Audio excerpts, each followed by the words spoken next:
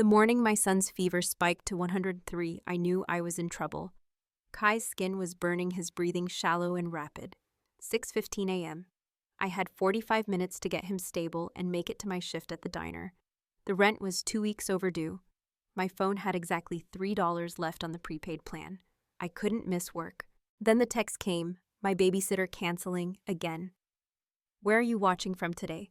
Drop your location in the comments below and hit that like and subscribe button if you've ever felt your family chose everyone else over you. I sat on the edge of the bed staring at Kai's flushed face and scrolled through my contacts. There was literally no one except her, my mother, the woman who had told me I was dead to her the day I decided to keep my baby. But desperate times and all that. Victoria answered in the third ring. I could hear her sipping something, probably her morning tea, the sound deliberate and slow, making me wait. Well, what does the charity case want now? I closed my eyes, swallowed the familiar taste of humiliation. Mom, I need your help. Kai's sick and my babysitter canceled. Can you watch him for a few hours while I work? Please, I'll pay you.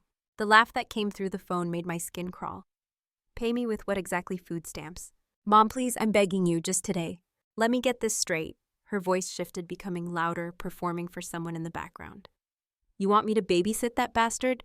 The little accident you refused to get rid of, the reason you threw away your entire future? I heard another voice then. Tiffany, my younger sister. Is that Anya? Tell her I can't today. I have a spa appointment. You know, self-care. Something successful people do. More laughter, both of them now. Did you hear that? Victoria's voice dripped with satisfaction. Your sister is getting a spa treatment because she made good choices. She has a business, a fiancé, a life. She's the daughter I tell people about. You're just a cautionary tale. I just need a few hours. No, the word was sharp, final. You made your bed when you decided to keep that mistake. You want to play single mother, figure it out yourself. Maybe if you spent less time making poor decisions and more time fixing your life, you wouldn't be calling me desperate at 6 a.m. He's your grandson, I whispered. No, he's a consequence. My grandson would have a father, would come from a respectable family. That thing you're raising, that's your problem, not mine. Now stop calling me. Some of us have actual lives to live. The line went dead. I sat there, phone in my shaking hands, staring at the water-stained ceiling of my studio apartment. Through the thin walls, I could hear my neighbor's television, the couple upstairs arguing, the world moving forward while mine stood still. Kai whimpered, reaching for me. I pulled him close, arranged my face into a smile. He didn't deserve to see break. That phone call wasn't unusual. That was just Tuesday. That was my mother. That was my family. 2 weeks crawled by after that phone call. I picked up extra shifts, survived on ramen and coffee, and watched Kai's fever finally break. I was at the diner refilling coffee for the breakfast crowd when the elderly man in booth 7 asked me if I was okay. His name tag said Ben, and he wore a maintenance uniform from one of the big commercial buildings downtown. Just tired, I said, forcing a smile. He looked at me with kind eyes that reminded me of the grandfather I had lost when I was 10. Tired is one thing, he said gently. Defeated is another. You've got the look of someone who's been beat down too many times. I don't know why I told him. Maybe because he was a stranger and it didn't matter. Maybe because I was so exhausted I didn't have the energy to keep up the facade. I told him about Kai, about my family, about how I was drowning and no one would throw me a rope. He listened without interrupting, and when I finished, he handed me his business card. I've been cleaning buildings for 40 years, he said. Started my own small operation before I semi-retired. If you ever need work, real work that pays decent, you call me. I can always use someone reliable. I looked at the card, Ben Morrison, Morrison Maintenance Services. I slipped it into my apron pocket and thanked him, not really believing anything would come of it. But the card stayed with me, a small piece of hope I didn't quite trust yet. Then on a Saturday morning, my phone buzzed with a message that made me freeze. It was from my mother. Family barbecue this Sunday, 2 o'clock, you're invited. Bring Kai. It's time we all got together. I read it 3 times, suspicion coiling in my gut like a snake. My mother hadn't invited me to anything in 3 years. Not since Kai was born. Not since she had looked at my newborn son and said, that thing doesn't belong in this family. I showed the message to Sarah, my coworker at the diner, and she immediately shook her head. That's a setup, she said flatly. Nobody who treats you like garbage suddenly decides to be nice without a reason. But Kai saw the message over my shoulder and his eyes lit up like fireworks. Grandma's house. Can we go, Mommy? Please, please. Will there be other kids? Will they want to play with me? My heart broke. Kai had no cousins in his life, no extended family, no sense of belonging anywhere except with me. How could I deny him the chance to feel like he was part of something bigger? Even if it was poisonous, I told myself. Maybe things had changed. Maybe Victoria had softened. Maybe I was finally being welcomed back into the fold. Looking back now, I realize how desperate I was to believe the lie. How much I still craved their approval, their acceptance, even after everything they had done. Sunday arrived with clear blue skies. I dressed Kai in his best outfit, a little button-up shirt I had found at Goodwill, and washed until the fabric was soft-pressed, until it looked almost new. I polished his second-hand sneakers with a damp cloth and gel. I spent an hour on his hair, making sure every curl was perfect. He looked beautiful, my boy, with his bright eyes and eager smile. I wore the one decent dress I owned, the navy one, without any visible stains, and a cardigan to cover the fraying hem. We took 2 buses to get to my parents' sprawling house in the suburbs, the house I had grown up in, the house that had never felt like home. The front gate was decorated with balloons and streamers, bright primary colors that made everything look festive and welcoming. A huge banner stretched across the entrance reading, "Welcome Family," in cheerful letters. There were photos attached to the banner, candid shots from former family gatherings over the years. I scanned them as we approached, looking for myself, for Kai. There weren't any, not a single picture of us. And where our names should have been on the welcome list taped to the gate, there were just blank spaces, not crossed out, just missing like we had never existed at all. Kai didn't notice. He was too excited, bouncing on his toes, asking if there would be cake and if the other kids would like him. I squeezed his hand and told him yes, even though my stomach was churning with dread. Tiffany appeared in the doorway before we even reached the porch. She wore a designer sundress in pale pink, probably costing more than my entire month's rent. Her blonde hair was styled in perfect waves, her makeup flawless. She looked like she had stepped out of a magazine spread. She looked at me and smiled, but it wasn't a real smile. It was the smile of a cat that had just cornered a mouse. "Oh, look who decided to show up," she said, her voice loud enough to carry into the house behind her. "How quaint. I love what you've done with that dress, Anya. Very thrift store chic." A few people inside laughed. I felt my face burn, but kept my expression neutral. "Thanks for the invitation," I managed. "Oh, I didn't invite you," Tiffany said sweetly. "Mom did, God knows why. Come on in, I guess." We walked into the house, and immediately I knew something was wrong. The living room and backyard beyond were filled with people, at least 30 or 40, all dressed nicely, all talking and laughing. But as soon as we entered, conversations faltered. Heads turned. The whispers started, not even trying to be quiet. "That's the one, right? The one who got pregnant by that drug dealer. I heard she lives in a rat-infested apartment in the bad part of town. Poor thing, she was so smart in high school. What a waste. Look at that kid, you can tell he's trouble. Probably going to end up just like his deadbeat dad." Kai pressed against my leg, sensing the hostility, even if he didn't understand it. I put my hand on his shoulder, trying to be reassuring, trying to be strong. My cousin Jennifer walked past us without acknowledging me, but I heard her mutter to her husband. "Can't believe Victoria actually invited the family embarrassment." Victoria materialized in front of us, and my breath caught. She was wearing a cream-colored pantsuit, her silver hair perfectly coiffed, holding a microphone. The entire backyard had speakers set up. This wasn't just a family barbecue. This was a production. Behind her, I could see a makeshift stage with a podium, photos displayed on easels, even what looked like a slideshow set up on a projection screen. "Ladies and gentlemen," Victoria's voice boomed across the lawn, sickeningly sweet and dripping with false warmth. "Thank you all so much for coming to our family celebration today. We have so much to be grateful for, so many blessings to count." I started to relax slightly. Maybe this wasn't about me. Maybe it was about something else entirely.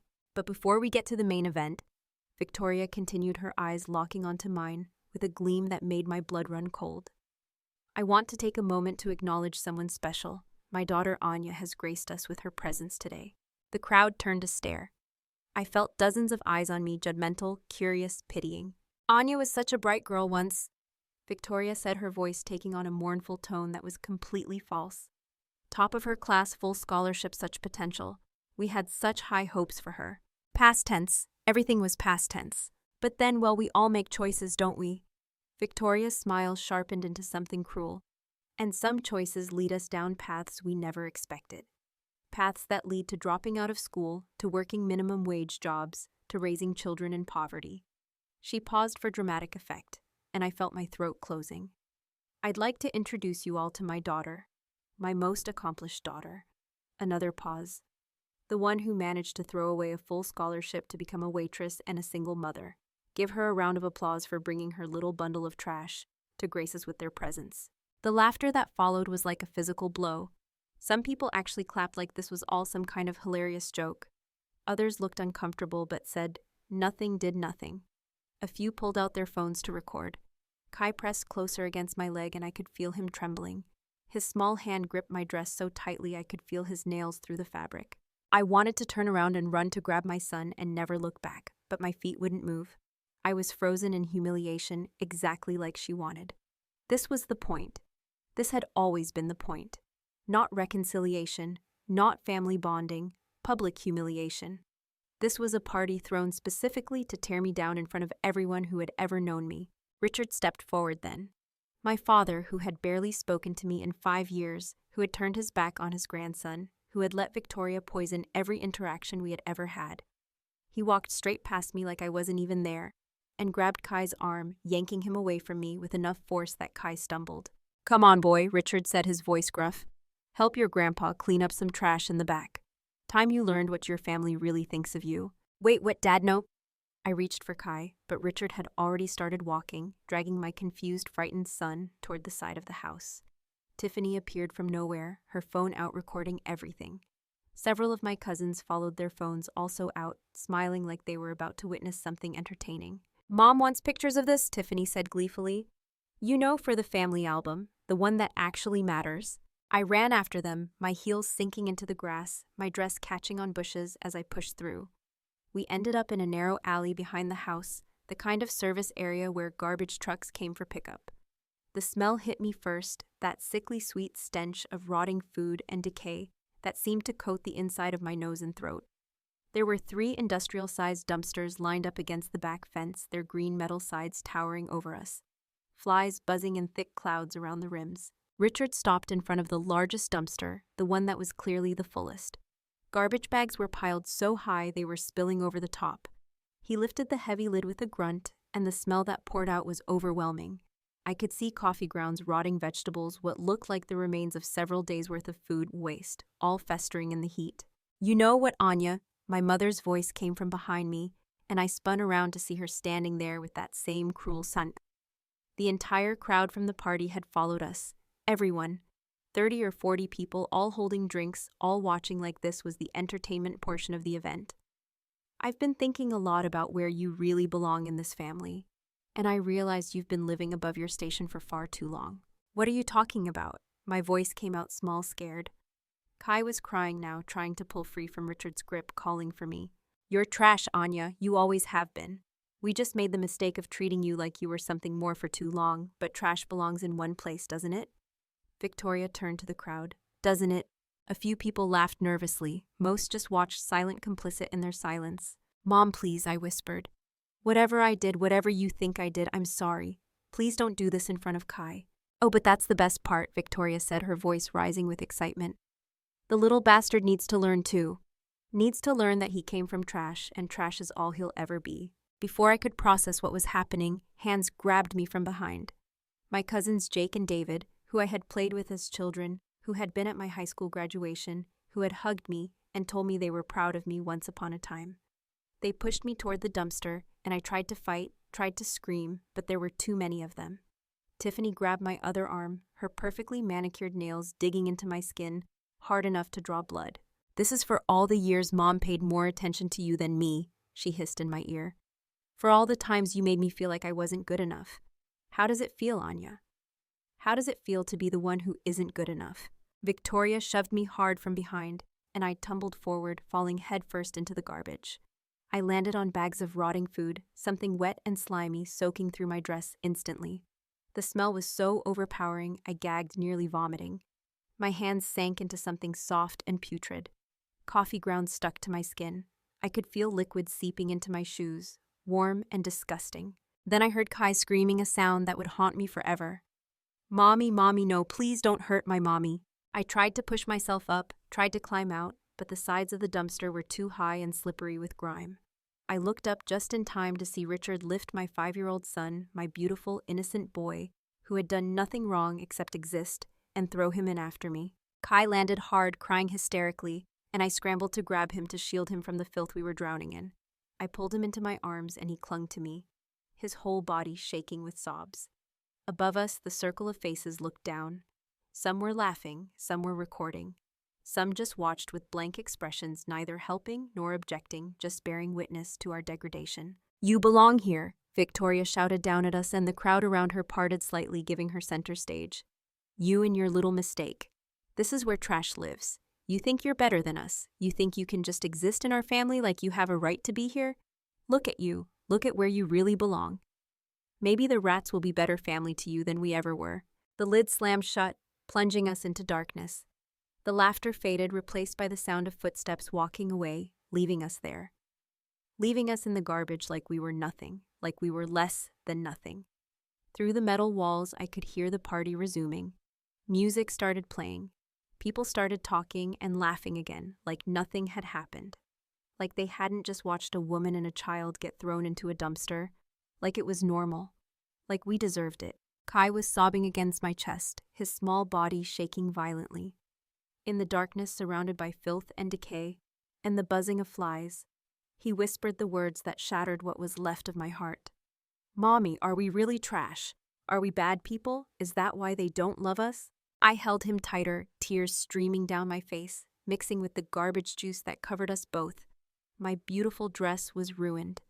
My son's carefully pressed shirt was soaked with things I didn't want to identify. We smelled like rot and decay. And yet none of that mattered compared to the look on his face, the confusion and hurt in his eyes. "No, baby, no, we're not trash. We're not bad. They're wrong. They're so wrong," I whispered, rocking him back and forth. But even as I said it, I could feel something shifting inside me. The humiliation, the shame, the desperate need for their approval that had controlled me for so long, it was all changing, hardening, transforming into something else. Something cold and fierce and absolutely done with being a victim. We stayed there for what felt like hours, but was probably closer to 40 minutes. I tried multiple times to lift Kai up to push the lid open, but it was too heavy, and I couldn't get enough leverage from inside the dumpster. The walls were too slick with grime to climb. My phone was somewhere in the garbage, probably broken, definitely useless. I was about to start screaming for help, even though I knew no one from that party would come, when the lid suddenly lifted. I looked up, squinting against the sudden brightness, expecting to see Victoria's mocking face one more time. Instead, I saw an elderly man with a weathered face and silver beard. He was wearing a janitor's uniform from the building maintenance company. His eyes widened when he saw us. "Good Lord," he breathed. "How did you end up in here?" It was Ben, the man from the diner. He had come to empty the commercial dumpsters on his regular route and heard crying. Without saying another word, he reached down and pulled Kai out, first gentle, despite his urgency, wrapping my son in his jacket. Then he extended his hand to me. I grabbed it, and he hauled me out with surprising strength for someone his age. We stood there in the alley, dripping with garbage, reeking to high heaven, and this near stranger looked at us with more compassion than my family had shown in 5 years. He took off his flannel shirt and offered it to me, leaving him in just a white undershirt. "I'm calling the police," he said, pulling out his phone. "No," I said quickly, surprising myself. "No police." "Ma'am, someone threw you into a dumpster, you and a child. That's assault. That's child endangerment." "My family did it," I said, and my voice sounded dead even to my own ears. "They're inside at a party right now. There are witnesses, but they're all family or family friends. No one will tell the truth. It will be my word against theirs, and I'm the family screw-up. I'm the one who ruined my life. They'll say we climbed in ourselves, that we're lying for attention. And even if by some miracle the police believe me, even if charges are pressed, it will drag Kai through months or years of legal battles. He's already traumatized enough." Ben looked at me for a long moment, then nodded slowly. "My truck's out front. Let me give you a ride home." The drive back to my apartment was mostly silent except for Kai's occasional hiccuping sobs. Ben didn't push for explanations, didn't demand details. When we pulled up to my building, he turned to me and said something I would never forget. "You know what the real trash is? It's not what's in those bins. Real trash is people who throw other people away. You remember that. And you remember that you climbed out. Not everyone has the strength to do that." He handed me a worn business card before he drove away the same one he had given me at the diner. "If you ever need help cleaning up something really big," he said, "you call me, I mean it." That night was the longest of my life. I scrubbed Kai in the bathtub until the water ran clear, then filled it again and scrubbed him some more. His skin was raw by the time I was done, but he was clean. I washed his hair 3 times. He didn't cry during any of it, just sat there quietly staring at nothing. That scared me more than the crying had. I threw our clothes directly into the dumpster behind our apartment building. I couldn't bear to even try to wash them. They were ruined, tainted, and I never wanted to see them again. After Kai finally fell into an exhausted sleep, curled up in my bed with every light in the apartment on because he was too scared of the dark. Now I sat on the floor of our tiny bathroom and let myself break down. I cried until I had no tears left, until my throat was raw and my eyes were swollen. I looked at myself in the mirror and didn't recognize the person staring back. Bruises were already forming on my arms from where my cousins had grabbed me. I had a cut on my forehead from falling into the dumpster, but the worst damage wasn't physical. It was the look in my eyes, hollow, defeated, dead. I thought about Ben's words. Real trash is people who throw other people away. And I thought about my mother's face, the glee in her eyes as she watched me fall. The satisfaction. She had enjoyed it. They all had. This wasn't just cruelty. This was entertainment for them. I was the punchline to a joke I hadn't known I was part of. And then sitting there on the cold bathroom tile at 3 a.m, I felt something shift. It started as a small spark in my chest, a tiny flame of anger that I had been suppressing for years. I had spent so long trying to earn their love, trying to prove I was worthy, trying to be good enough. But I would never be good enough, not because I was flawed, but because they needed me to be less than them. They needed someone to look down on someone, to blame someone, to make them feel superior by comparison. I was done begging for scraps of affection from people who saw me as garbage. I was done apologizing for existing.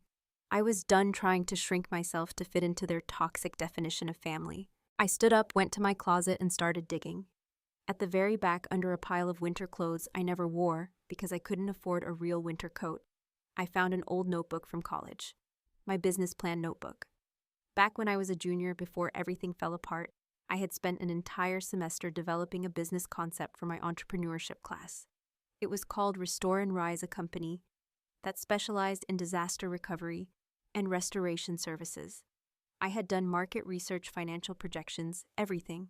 I had gotten an A on the project. The professor had told me it was one of the best plans he had seen in 20 years of teaching. I opened the notebook and started reading. The plans were all still there. The market research, while a few years old, was still mostly relevant. The business model was sound. I had been smart once, driven, capable. That person was still inside me. She had just been buried under years of abuse and self-doubt and the daily grind of survival. I pulled out my phone and looked at Ben's card. It was too early to call, so I sent a text instead. "Can you meet me for coffee tomorrow? I have a business proposition." He responded almost immediately, like he had been awake too. 7 a.m. at the diner, I'll buy. I didn't sleep the rest of that night. Instead, I started making notes, updating my old business plan, researching what had changed in the industry over the past 5 years. By the time the sun came up, I had the bones of a new plan.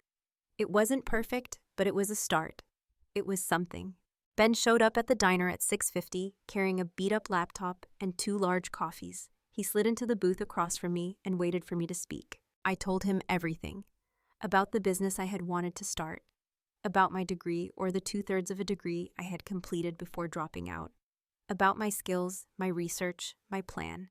About how I had nothing left to lose and everything to gain. About how I needed help, needed a mentor, needed someone who knew the industry and could guide me. He listened to it all without interrupting, his weathered hands wrapped around his coffee cup. When I finished, he was quiet for a long moment. Then he opened his laptop. "I've been a janitor for 40 years, he said.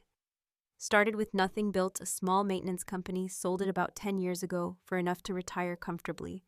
Kept working because I get bored sitting at home. I know this business inside and out. I know suppliers, I know contractors, I know who to trust and who to avoid. I also know that what happened to you yesterday was evil, and the best revenge is showing people what they threw away." He pulled up a document. "These are community loan programs specifically for single mothers starting businesses. These are small business grants focused on disaster recovery services, which is a growing industry. These are certification programs you'll need to get licensed. And this, he pulled up a website, is a course on business management and bookkeeping at the community college. It's online, self-paced, and free. We spent 6 hours in that diner booth long past my shift starting time. I called in sick for the first time in 3 years. We worked on applications, refined my business plan, made lists of equipment I would need, and where to get it cheapest. By the time we left, I had a folder full of documents, a head full of information, and something I hadn't felt in a very long time: hope. The next 2 months were brutal. I worked double shifts at the diner, sometimes pulling 16-hour days. Every spare moment was spent on applications on the online courses Ben had found on learning everything I could about the restoration and cleaning industry. Ben became my unofficial mentor, teaching me during his breaks, introducing me to people in the industry, helping me practice my pitch for loan officers. He never asked for anything in return, never made me feel like I owed him. He just showed up consistently, reliably, like the grandfather I had lost and the father I had never really had. Kai spent his days at a cheap daycare that was barely better than leaving him at home. The teachers were overworked and underpaid. The toys were broken, the building smelled like industrial cleaner and sadness, but it was what I could afford. He started having nightmares. He would wake up screaming, convinced he was back in the dumpster, convinced the lid was closing again. Some nights I would find him sleeping in the bathtub because he felt safer in there. My beautiful bright boy was being crushed under the weight of trauma. He was too young to understand. I called Ben in tears one night at 2 a.m. after Kai had woken up screaming for the 3rd time. "I can't do this," I sobbed. "I'm working myself to death and he's falling apart and I can't help him because I'm never there. What kind of mother am I?" "The kind who's building something," Ben said firmly. "The kind who's showing her son that when you get knocked down, you get back up. You think he'll remember the nightmares in 10 years? Maybe. But you know what else he'll remember? He'll remember that his mom didn't stay down. He'll remember that you fought back." Meanwhile, Victoria and Tiffany kept up their campaign of humiliation. Victoria posted on Facebook about the barbecue, carefully edited to make it look like a loving family gathering. She posted photos of everyone except Kai and me. In the comments, when people asked where I was, she would respond with things like, "Oh, Anya couldn't make it. She had other priorities," with a winking emoji. Or, "Some people just don't appreciate family." Tiffany was worse. She started a series of Instagram posts with the hashtag #ChooseWisely, posting side-by-side comparisons. Her salon success versus my diner job. Her designer clothes versus my Goodwill finds. Her happy relationship with Liam versus my single motherhood. Each post got hundreds of likes and comments, most from people who didn't know the real story, who just saw a successful businesswoman and her struggling sister. But there were other posts too, more targeted. Memes about welfare queens with my face poorly photoshopped onto them. Jokes about baby daddies and child support. She would tag our mutual friends and relatives, making sure everyone saw, making sure the humiliation was public and ongoing. I read every post, felt every barb, let every cruel word sink in and fuel the fire that was growing inside me. I screenshot everything, saved it all in a folder on my phone labeled evidence, not for the police, not for lawyers, just for me, so I would never forget. So I would never be tempted to go back, to forgive too easily, to let them worm their way back into my life with false apologies and empty promises. Ben noticed what I was doing one day when I was scrolling through Tiffany's Instagram during a break. "Why do you torture yourself like that?" he asked. "Because I need to remember who they really are," I said. "Every time I feel weak, every time I think maybe I'm being too harsh, too unforgiving, I look at these. And I remember that they threw my son into a dumpster. They recorded it. They laughed." He nodded slowly. "Just don't let the anger consume you. Use it, but don't let it use you." 8 weeks after the dumpster incident, I got the email that changed everything. The community development loan had been approved. $25,000. It wasn't a fortune, but it was enough. It was everything. I sat in my car in the parking lot of the library, where I had submitted the application, staring at the email on my phone, and I cried. But this time they weren't tears of pain or humiliation. They were tears of relief, of possibility, of hope.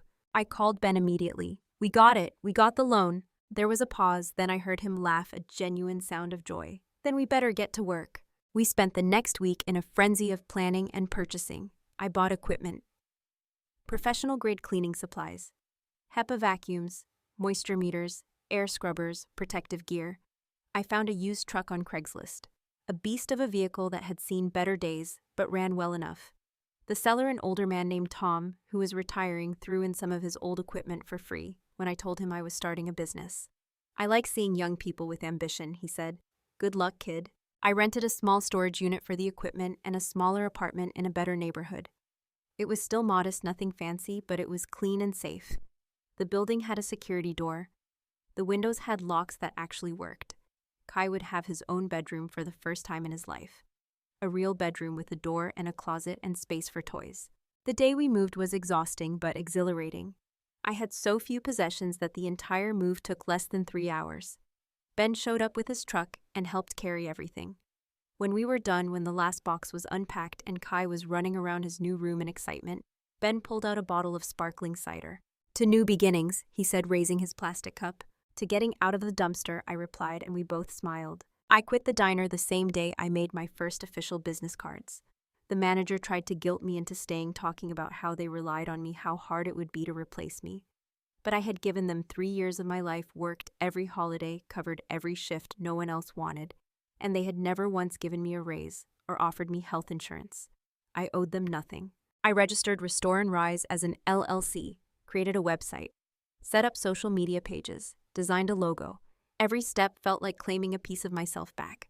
I was building something, creating something, becoming someone other than the family screw-up, the cautionary tale, the woman who had thrown her life away. Ben introduced me to people in the industry, contractors, property managers, insurance adjusters. I learned how to assess water damage, how to detect mold, how to calculate the scope of a cleanup job. I took certification courses in hazardous waste handling, bloodborne pathogens, and trauma scene cleaning. I studied business management, marketing, customer service. I was a sponge, soaking up every piece of information I could find. My first real client came 3 months after starting the business. A single mother named Maria, whose basement had flooded during a heavy rainstorm, destroying everything she had stored there. Baby photos, her late mother's belongings, her children's artwork from school. Irreplaceable memories, all soaked and ruined. Her insurance barely covered the water removal, nothing for the cleanup and restoration. She called me in tears, apologizing for not having much money, asking if I could just give her advice on how to do it herself. I went to look at the job and found her sitting on her basement steps, surrounded by soggy boxes, crying into her hands. I saw myself in her, saw the desperation, the exhaustion, the feeling of being overwhelmed by circumstances beyond her control. I gave her a price that barely covered my costs and told her I could start immediately. We worked for 14 hours straight, me and the 2 part-time employees I had just hired. We salvaged what we could, carefully drying and cleaning the photos that could be saved. We properly disposed of what was too damaged. We treated the walls for mold, set up dehumidifiers, and left her with a clean, safe basement. When we finished, Maria grabbed my hands, tears streaming down her face. "Why would you do this for me?" she asked. "You don't even know me. You're losing money on this job." I looked her in the eye and said what Ben had once said to me. "Because I know what it feels like to be treated like trash, and I also know what it's like to be lifted out of it by someone who cares. I'm just passing it forward." She wrote a review that went viral in local community groups, a glowing, tearful testimonial about the woman who had saved her life and her memories. She posted before and after photos, shared my business information, tagged every community group she was part of.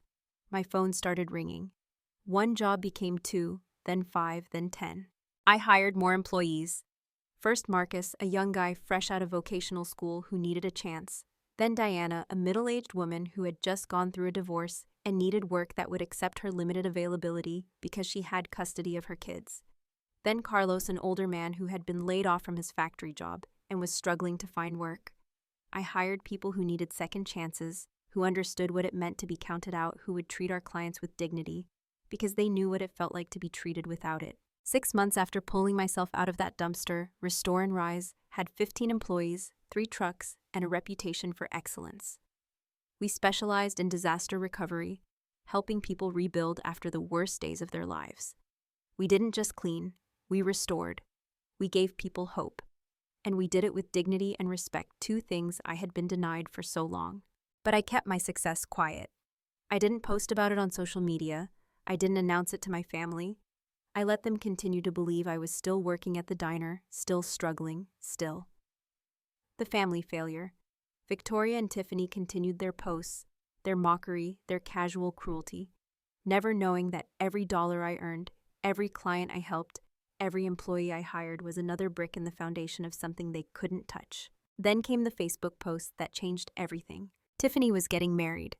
The announcement was all over social media, a cascade of filtered photos and fake happiness. The ring was enormous, clearly expensive. The engagement photo shoot had been done by a professional photographer at some scenic location I didn't recognize. Victoria shared every single post with comments like, "My baby is getting married and I'm so blessed to have a daughter who makes good choices." The wedding was scheduled for 3 months out. The Grandview Estate, one of the most expensive venues in the city. Victoria posted constantly about the planning, the flowers, the catering, the designer dress Tiffany was wearing. Every post was a humble brag wrapped in false modesty. "Oh, we really shouldn't spend so much, but you only get married once. Tiffany deserves the best. She's worked so hard for everything she has." I watched it all from a distance, feeling nothing. Or maybe feeling something so cold and calculated that it didn't register as emotion anymore. 3 weeks before the wedding, I received a message from Victoria. Not a phone call, a message. "Tiffany's wedding is at the Grandview Estate on the 15th. You're invited, I suppose. Though I don't know why you'd want to come and be reminded of everything you're not. If you do come, wear black so you blend into the crowd. And for God's sake, don't bring that mistake of yours. This is a classy event." I stared at that message for a long time, read it over and over. Don't bring that mistake of yours. She couldn't even use his name. My son, her grandson, was just a mistake, an embarrassment, something to be hidden away. The old me would have cried, would have accepted the insult, shown up in black, left Kai at home, and made myself invisible. But I wasn't that person anymore. That person had died in a dumpster 9 months ago. The woman reading this message was someone else entirely, someone who had built a successful business, someone who employed 15 people, someone who had $200,000 in the bank, and growing equity in a company she had created from nothing. I didn't respond to the message. Instead, I made a phone call. "Grandview Estate, how may I help you?" "Hi, I'd like to speak with your property manager about your cleaning services contract." It turned out the Grandview Estate contracted their cleaning through a property management company that handled several high-end venues in the city. I had been trying to get a meeting with them for months, but they only worked with established companies with proven track records. I called them directly and asked for the decision maker. "This is Patricia Chen, Director of Property Services. How can I help you?" I took a deep breath. "My name is Anya Morrison, owner of Restore and Rise. I understand you handle the maintenance contracts for several venues, including the Grandview Estate. I'd like to pitch our services for your consideration. We have established relationships with our current vendors." She said, her tone polite but dismissive. "We're not looking to make changes at this time." "I understand, but what if I offered to do a full pre-event deep clean of the Grandview Estate for your next major event at half your usual cost? Consider it a demonstration of our capabilities. No contract, no obligation. If you're not satisfied, you don't pay us a cent." There was a pause. "Half cost, that's not sustainable for your business. I have a personal investment in making sure that particular venue is absolutely perfect," I said carefully. "There's an event there in 3 weeks. A wedding. I want that venue to be the cleanest it's ever been." Another pause, longer this time. "Send me your business information and references. If they check out, we'll discuss it." I sent everything within an hour. My business license, my insurance certificates, my certifications, and a list of references from the last 50 jobs I had completed. Patricia called me back the next day. "Your references are glowing," she said, and I could hear the surprise in her voice. "People are genuinely emotional talking about the work you've done. That's rare in this industry." "We don't just clean," I said. "We care." "All right, you have a deal. 2 days before the wedding, you and your crew can do a full deep clean of the Grandview Estate. If we're satisfied, we'll discuss an ongoing contract." I hung up and sat in my office, a small room I rented in a shared workspace building, and allowed myself a small smile. The pieces were falling into place. 2 days before the wedding, my crew and I descended on the Grandview Estate at 6 in the morning. We had legitimate access to every room, every closet, every corner. The venue was beautiful, I had to admit. Soaring ceilings, crystal chandeliers, floor-to-ceiling windows, overlooking manicured gardens. This was where Tiffany would pledge her love to Liam, where Victoria would play the role of proud mother of the bride, where my entire extended family would gather to celebrate everything I wasn't. We cleaned it until it sparkled. Every surface was scrubbed, every window polished, every floor buffed to a shine. My crew was efficient and thorough, and Patricia Chen came by midway through to inspect our work. She nodded approvingly.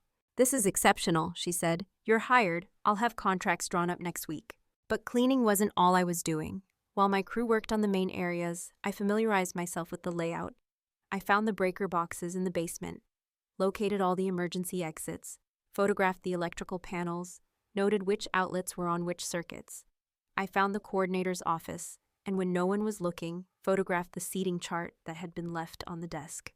Table 17, partially hidden behind a decorative screen near the restrooms. 2 seats, Anya and Kai Morrison, tucked away like an afterthought, like a shameful secret. I took a photo of that chart and saved it. Then I put everything back exactly as I had found it and returned to my crew. We finished by 8 that evening. Patricia was thrilled. "I haven't seen this place look this good in years. Thank you, seriously. You've earned this contract." I smiled and shook her hand. "Just doing what we do best." The night before the wedding, I couldn't sleep. I lay in bed staring at the ceiling, thinking about what was coming. Kai was staying with Ben for the weekend. I had told him I had a work thing, which was technically true. He had hugged me tight before I left him there. "Are you going to see the mean people?" he had asked, his voice small. "Probably," I admitted. "Are they going to put us in the trash again?" "No, baby, never again, I promise." I had kept that promise. Nobody would ever throw us away again. Not because they had changed, but because I had. The morning of Tiffany's wedding, I didn't go to the venue. Instead, I sent Marcus in a professional Restore and Rise uniform, with instructions to deliver an envelope to Victoria. He had the company truck the uniform, the clipboard. He looked official and professional. Inside the envelope was a bank statement showing Restore and Rise's current account balance, $247,000. There was also a photo of Kai and me standing in front of our apartment building, both of us smiling in the sunshine, with our welcome mat visible that said, "Home" in cheerful letters. And clipped to these was a single sheet of paper with one sentence printed on it, centered and bold. "The dumpster is empty, so is your seat in our lives." Marcus told me later that Victoria's face had gone white as a sheet when she opened the envelope, that Tiffany had grabbed it from her hands and torn the papers in half, screaming about how I was trying to ruin her special day, that Richard had demanded to know where I was, his face purple with rage, that several bridesmaids had looked confused, asking what was happening. But I wasn't there to see it. I was in the parking lot of the Grandview estate, sitting in my truck, wearing a tailored pantsuit in charcoal gray that had cost me 3 months of saved profits, but made me look like I owned the world. It was perfectly fitted, professionally altered, with a silk blouse underneath in deep burgundy. My hair was styled, my makeup was done. I wore heels that I had practiced walking in for weeks because I refused to stumble. Kai sat beside me in his matching suit, the tiniest gray suit jacket with burgundy tie to match my blouse. He looked like a little businessman, adorable and proud. I had taken him to a real barber for a proper haircut. He had new shoes that actually fit. He looked at me with those big brown eyes and asked, "Are we going to the party now, Mommy?" I looked at my son, this beautiful, innocent child who had been called a mistake and thrown into garbage, who had nightmares about being trapped in the dark, who still sometimes asked me if we were bad people, and I made a decision. "Yes, baby," I said, "but just for a minute, just long enough to say goodbye." We walked into that venue like we owned it. The ceremony was already over and cocktail hour was in full swing. Guests milled around with champagne flutes and appetizers. I saw people I had grown up with, relatives I hadn't spoken to in years, family friends who had watched me get thrown into a dumpster and done nothing. Heads turned as we entered. Conversations stopped mid-sentence. I watched recognition dawn on faces, followed by shock, followed by confusion. I was supposed to be poor, struggling, broken. The woman walking toward them in an expensive suit, holding the hand of an equally well-dressed child, didn't fit that narrative. I held Kai's hand and walked through that crowd with my head high, meeting every shocked stare with calm confidence. I didn't smile, didn't frown, just walked with purpose, like I had every right to be there. Because I did. I had been invited after all.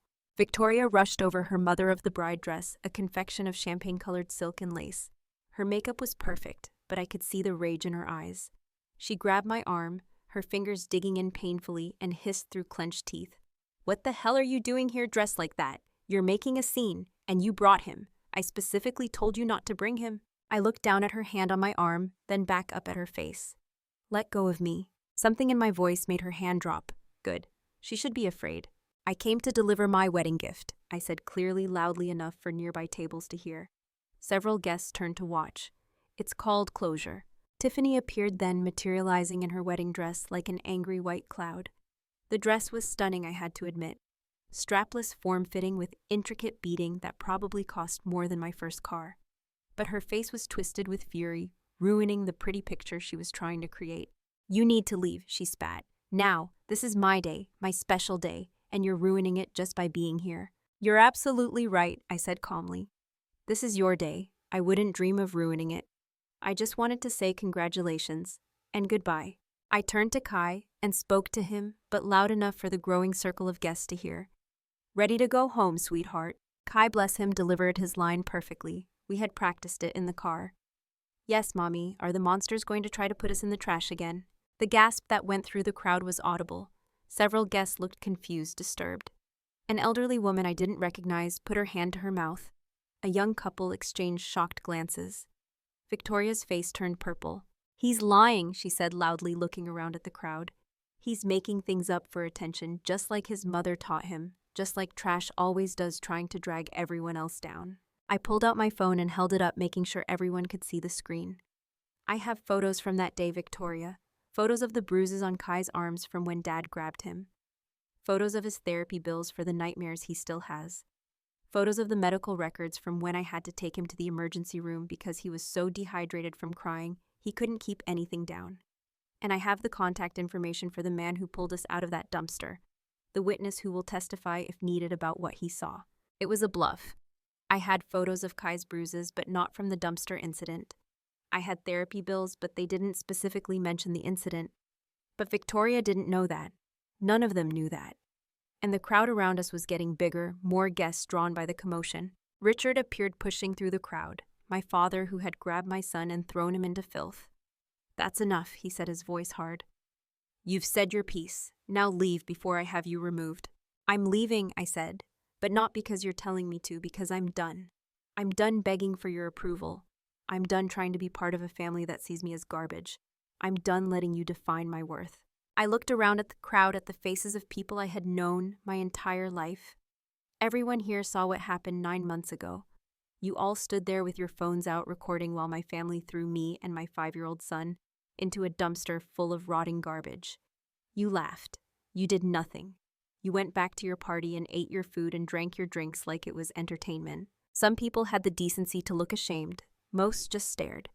One woman I recognized as Victoria's best friend actually smiled like this was all still amusing to her. But you know what? I continued. I'm not here for revenge. I'm not here to ruin anything. I'm here to tell you that I forgive you. Not because you deserve it, but because I deserve to be free of you. You tried to throw me away, but you know what you actually did. You cleared out all the garbage in my life.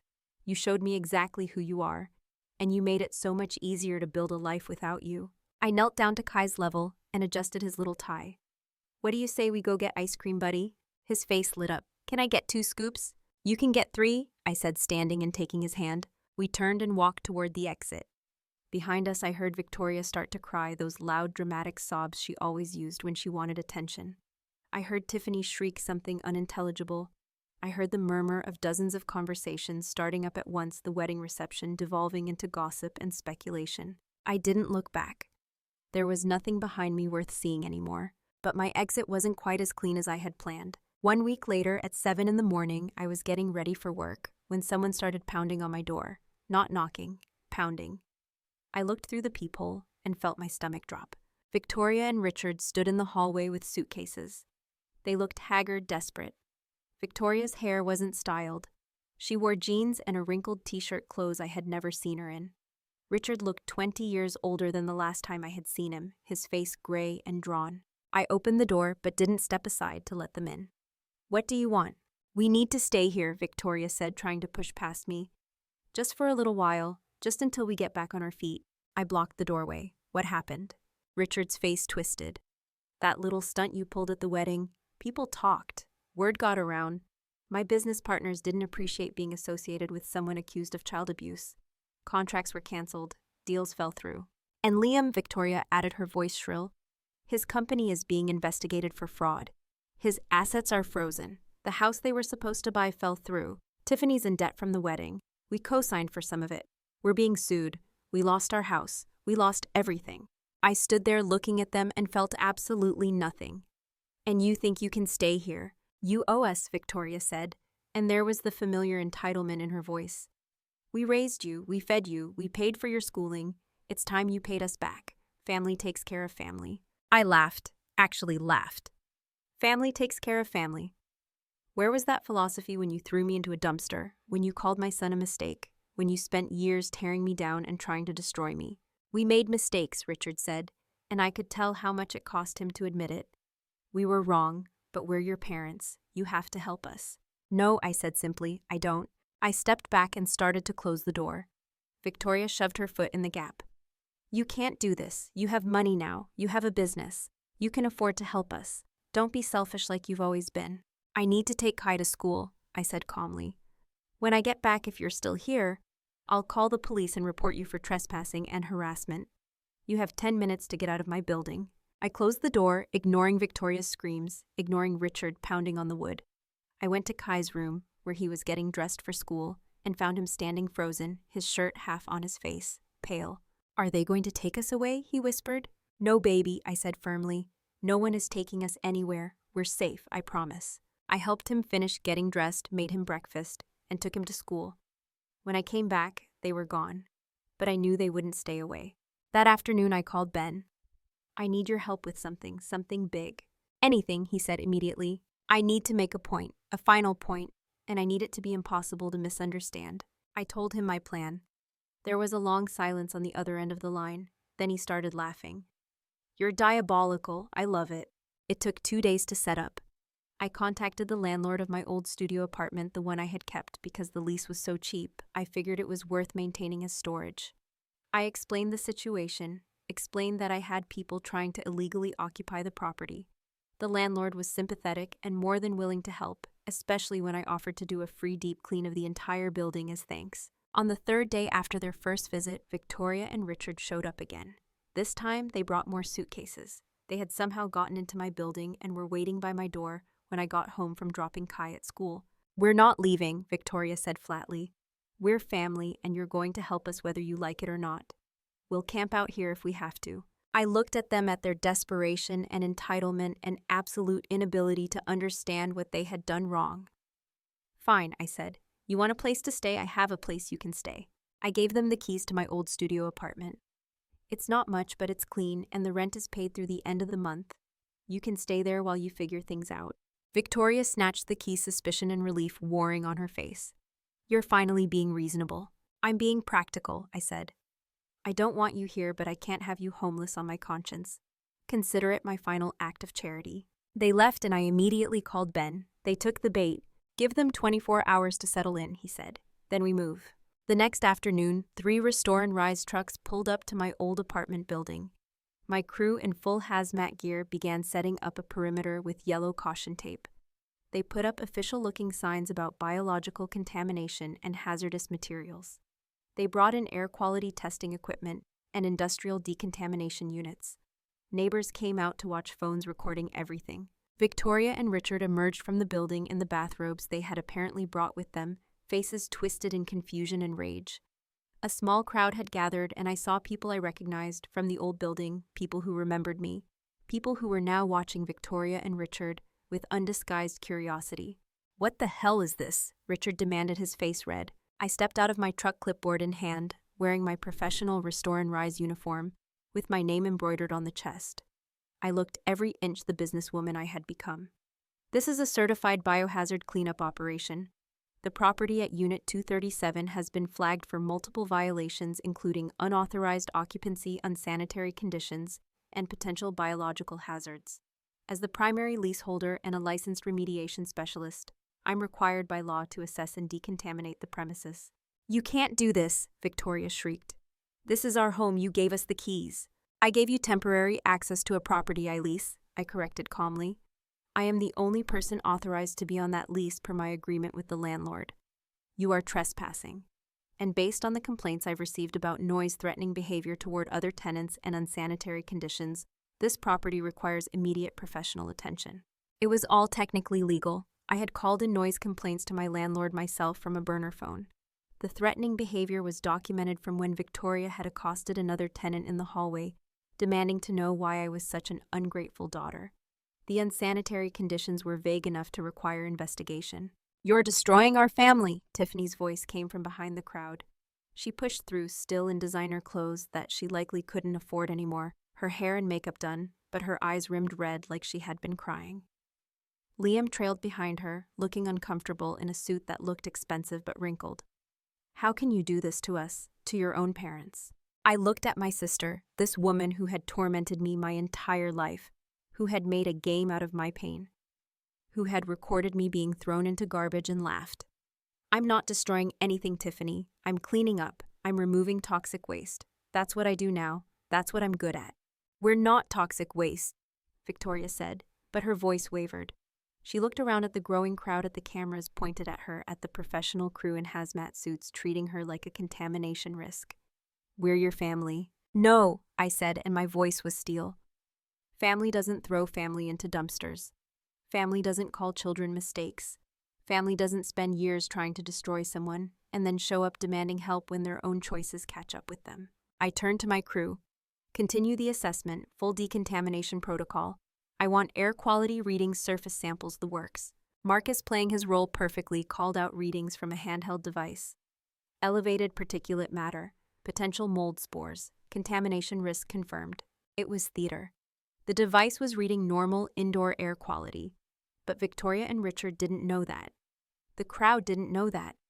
All they saw was an official Operation Proper Equipment professional protocols. Richard stepped toward me, and for a moment I thought he might try to grab me like he had grabbed Kai. But Ben materialized beside me, tall and solid despite his age, and Richard stopped. "You told me I belonged in the trash," I said, my voice carrying across the crowd. "You threw my son into a dumpster and closed the lid. You laughed while we sat in filth and darkness and terror. You made my child ask me if he was bad, if he was a mistake, if that's why nobody loved him." Victoria's face crumpled. "We were angry. We made a mistake. We're sorry." "No, you're not," I said flatly. "You're desperate. There's a difference. You're not sorry for what you did. You're sorry that it had consequences. You're sorry that the people you threw away turned out to be worth something after all." I walked closer to them, close enough that only they could hear me. "I forgave you at the wedding. I meant it. I forgave you so I could move on, so I could be free. But forgiveness doesn't mean trust. It doesn't mean relationship. It doesn't mean I'm going to let you hurt me or my son ever again." I stepped back and raised my voice. "You have 24 hours to vacate the premises. The landlord has been notified. Your belongings will be placed in storage at your expense. If you're not out by this time tomorrow, the police will be called and you will be formally charged with trespassing." I turned to the crowd that had gathered. "This is a professional remediation operation being conducted by a licensed company. For your safety, please maintain distance from the perimeter. Thank you for your cooperation." I climbed back into my truck. Through the rearview mirror, I watched Victoria and Richard standing on the sidewalk, surrounded by curious onlookers and hazmat-suited cleaners, finally seeing themselves the way the world saw them. Small, desperate, powerless. Kai looked up at me from the passenger seat where I had picked him up from school just before arriving. He had seen everything. "Mommy, did we clean up the bad people?" I started the engine and smiled at my beautiful, brave boy. "No, honey, we just showed them what they really are." And then we walked away. "Are they going to follow us?" His voice was small, worried. "Maybe," I admitted. "But it doesn't matter. They can't hurt us anymore. We're not the people we were 9 months ago. We're stronger now. We're safe. And we have a family that actually cares about us." "Ben," "Yes, Ben, and everyone at the company, and ourselves. We're our own family, you and me. And that's enough." That was 6 months ago. Today, Restore and Rise has 2 locations and 40 employees. We specialize in helping people rebuild after disasters, after floods and fires and hurricanes, but also after evictions and foreclosures and family emergencies. We help people who are at rock bottom, who feel like garbage, who think there's no way up. We show them that there is always a way. We show them that they are worth saving. Kai has his own room now, with blue walls he picked out himself and a real bed with a wooden frame. He has a door that locks from the inside. His choice, something that makes him feel safe. He has a nightlight shaped like a spaceship. His nightmares have mostly stopped. He smiles more, laughs more. Last week he told me he wants to help people when he grows up just like Mommy does. He wants to start a company that helps kids who don't have homes. I haven't spoken to Victoria, Richard, or Tiffany since that day. I heard through the grapevine that they found a small rental across town that Victoria had to get a job for the first time in 30 years. Working retail at a department store that Richard's business never recovered, that Tiffany's salon closed, and she's working as a stylist in someone else's shop for a fraction of what she used to make. I heard that Liam is facing criminal charges and that their marriage is barely holding together. I don't know if any of that is true, and honestly, I don't care. They're not my problem anymore. They're not my family anymore. They're just people I used to know. People who taught me what I didn't want to be. People who showed me that sometimes the trash you need to throw away is the people who keep trying to throw you away first. Ben still works with me though. Now he's a consultant and part owner rather than a mentor. I insisted on giving him equity in the company because without him, none of this would exist. He tells me all the time that he's proud of me, and coming from him, it actually means something. He's at every milestone, every celebration. He was there when we opened the second location. He was there when Kai had his first day of first grade, at a good school in a safe neighborhood. He's the grandfather Kai never had, the father figure I never had. He's proof that family isn't always blood. Sometimes it's just people who show up when you need them most and stay when everyone else leaves. Last month, something unexpected happened. I was at the grocery store with Kai standing in the produce section trying to decide between apples and pears when I heard a familiar voice behind me. Anya. I turned and saw my cousin Jennifer, the one who had called me the family embarrassment at the barbecue. She looked different. Older, tired, like life had worn her down. She had a cart with 2 small children in it, both of them crying and pulling at each other. Jennifer, I said neutrally, putting myself slightly in front of Kai instinctively. She looked at me for a long moment, then down at her crying children, then back at me. I owe you an apology, she said quietly, for what happened at the barbecue, for what I said, for what I did, for not stopping it. I waited, saying nothing. My husband left me 6 months ago, she continued, her voice cracking slightly. Took all our savings and disappeared. I'm living with my parents now, trying to figure out how to support my kids on a teacher's salary. And I keep thinking about you, about how we all treated you, about how you were trying to survive and we made it so much harder. One of her kids threw a toy that hit the other one, and both of them started screaming louder. Jennifer looked like she was about to cry. I don't know how you did it. How you survived being a single mom with no support. How you built something out of nothing. I can barely make it through a day. I looked at her exhaustion and desperation, and the beginning of understanding in her eyes. The old me would have gloated, would have thrown her words back at her, would have walked away and felt satisfied by her suffering. But I wasn't that person anymore either. It's hard, I said simply. It's the hardest thing I've ever done, but it gets easier. You learn, you adapt. You find strength you didn't know you had. How, she asked, and the question was genuine. How do you find that strength? I thought about it for a moment, about the dumpster and the darkness, and the moment everything changed. You hit bottom, I said. And then you realize that the only way out is up. And you climb. I pulled out one of my business cards and handed it to her. If you need help, call me, not for money, but if you need advice or just someone to talk to who understands, I'm here. She stared at the card, tears streaming down her face. Why would you help me after everything? Because someone helped me when I needed it most, I said. And because holding on to anger is like drinking poison and expecting the other person to die. I'm done with poison. I'm done with revenge. I'm just trying to be better than what was done to me. I didn't wait for her response. I took Kai's hand, and we walked away, leaving her standing there with her crying children and my business card. I don't know if she'll call. I don't know if I really want her to. But I meant what I said. I'm done with revenge. Done with anger. Done with letting the past control my present. That's not the same as forgetting. I will never forget what they did to me, to Kai. I will never forget sitting in that dumpster covered in filth holding my terrified son while he asked me if we were bad people. That memory is seared into my brain forever. But I've learned to carry it differently.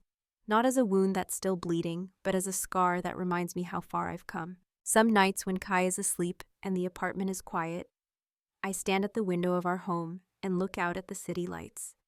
I think about the woman I was a year ago, the woman who would have stayed in that dumpster if someone hadn't opened the lid, the woman who thought she deserved to be treated like trash because people had told her that her whole life, the woman who apologized for existing, who made herself small, who begged for scraps of love from people who had none to give. That woman is gone.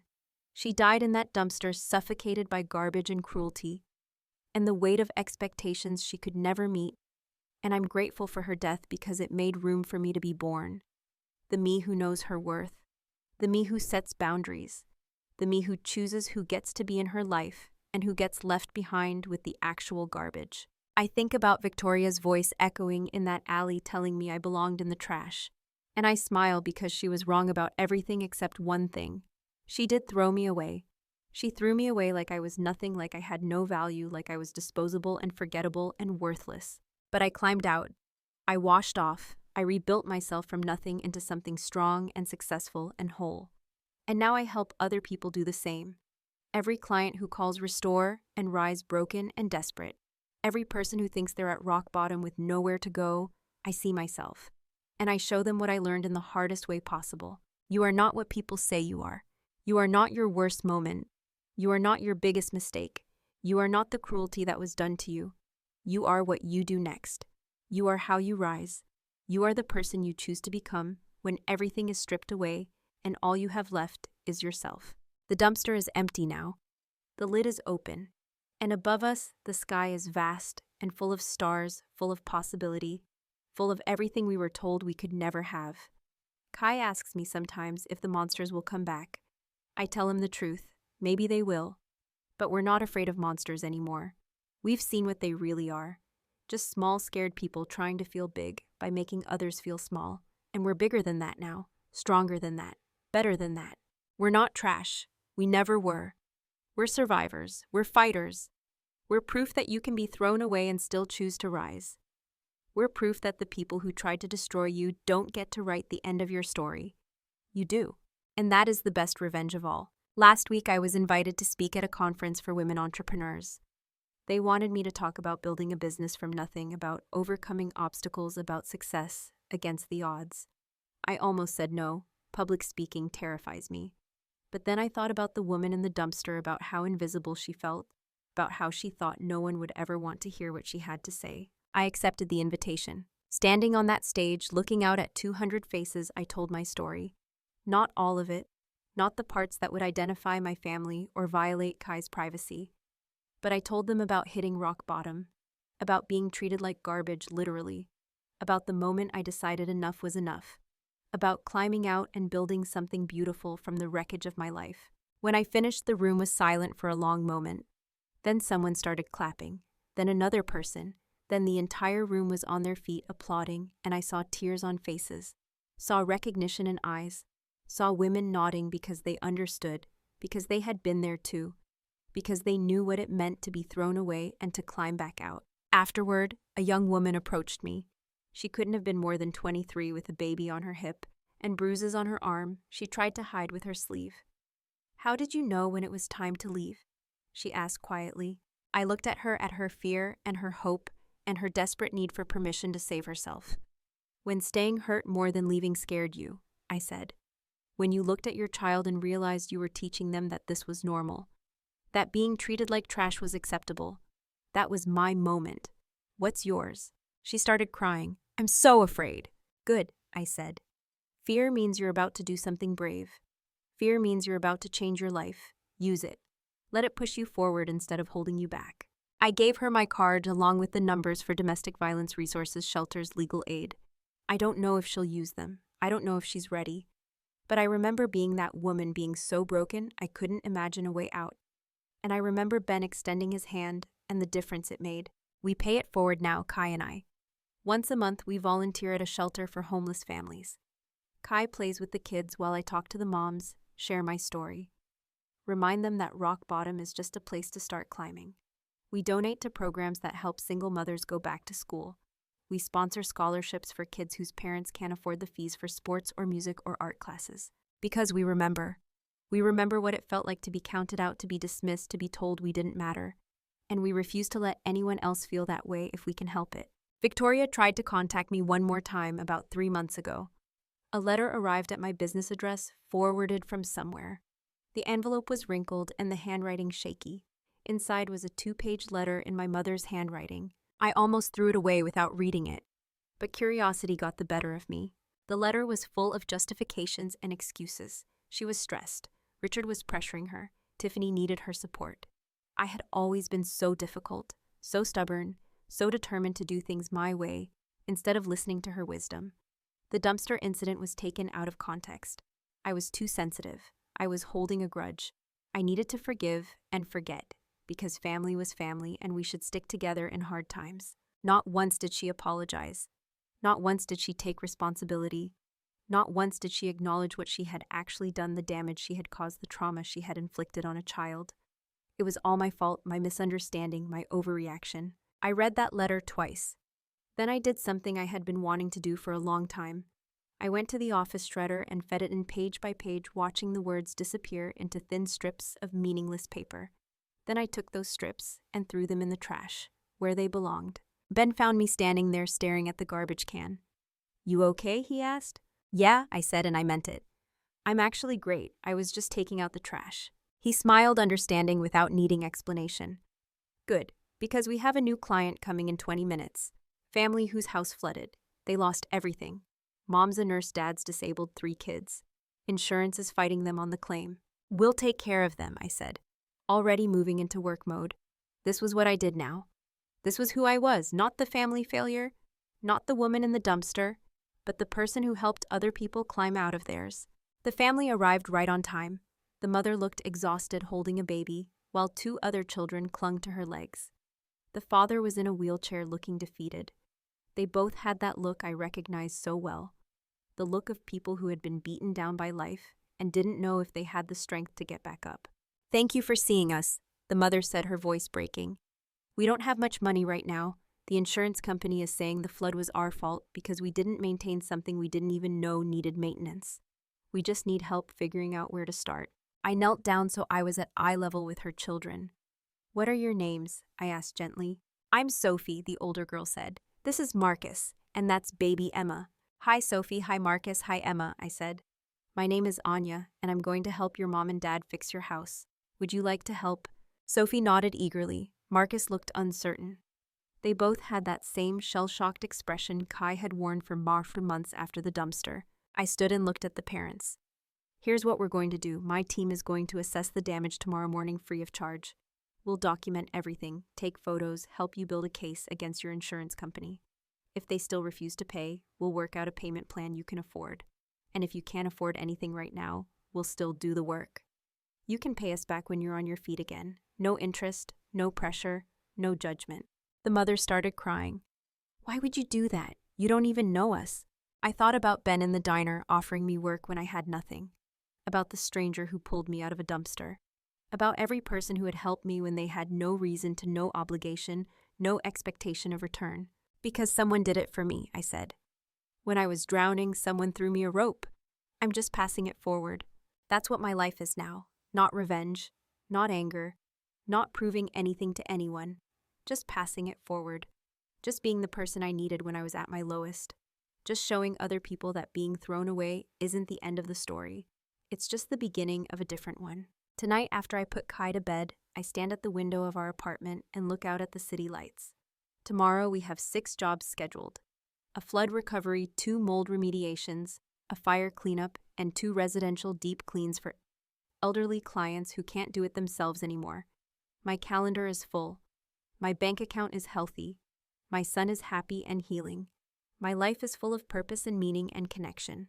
I think about Victoria wherever she is, probably still convinced that I'm the problem, that I'm ungrateful, that I ruined the family.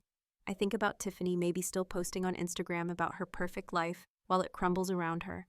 I think about Richard who threw his grandson into garbage and never once said he was sorry. And I feel nothing, not anger, not satisfaction, not even pity, just nothing. They're irrelevant to my life now, as irrelevant as yesterday's trash taken out to the curb. The dumpster is empty, the lid is open, and above us the sky is vast and full of stars, full of possibility, full of everything we were told we could never have.